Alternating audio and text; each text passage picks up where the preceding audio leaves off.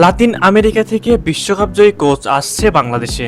এমন কিছু সমীকরণ রয়েছে বাফুফের সামনে, যা মেলাতে পারলে বিশ্বের সেরা এই কোচকে পেতে পারবে বাংলাদেশ। বাংলাদেশ দলে এখন যে সকল ফুটবলাররা খেলবে তারা সবাই বিশ্বমানের, আর বিশ্বমানের ফুটবলারদের কোচিং করাতে অবশ্যই বিশ্বমানের কোচই দরকার। এসব মেরুদণ্ডহীন কোচ দিয়ে দেশের ফুটবলে শুধু ক্ষতি হবে, আর সেই জন্য সবাই চাইছে একজন বিশ্বমানের কোচকে যেন নিয়োগ দেয় বাফুফে।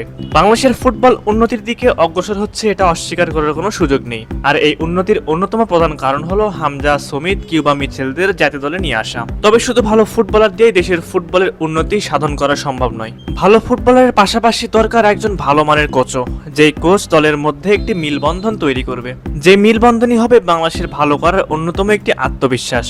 আমরা যদি ইউরোপের ফুটবল কোচদের দিকে একটু নজর দেই, তাহলে আমাদের চোখে পড়বে অনেক বিশ্বমানের কোচ। তবে এখানে সবচেয়ে বড় যে সমস্যা হবে সেটা হলো তাদের আকাশচুম্বী বেতন। কেননা ইউরোপ থেকে যদি কোনো কোচ আসে তাকে বেতনও দিতে হবে অনেক বেশি। সেই জায়গায় ফেডারেশন নজর দিতে পারে এশিয়া কিংবা আমেরিকা মহাদেশের দিকে। উদাহরণস্বরূপ আমরা বলতে পারি উরুগুয়ের সাবেক বিশ্বজয়ী কোচের নাম। তিনি যদি বাংলাদেশের কোচ হয়ে আসেন তাহলে বাংলাদেশকে তিনি পরিবর্তন করবেন নিমিষের মধ্যে। সেই কোচের নাম হলো দিয়েগো আলোনসো।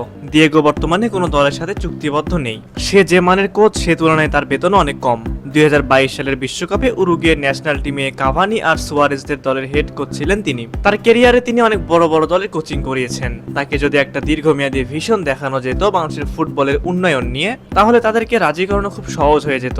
বাংলাদেশের ফুটবল অন্তত এশিয়ান লেভেলে যদি ভালো জায়গায় যেতে চায় তাহলে এই ধরনের কোচই লাগবে। হাভিয়ার ক্যাব্রেরার মতো কোচকে আমরা আর দলে দেখতে চাই না।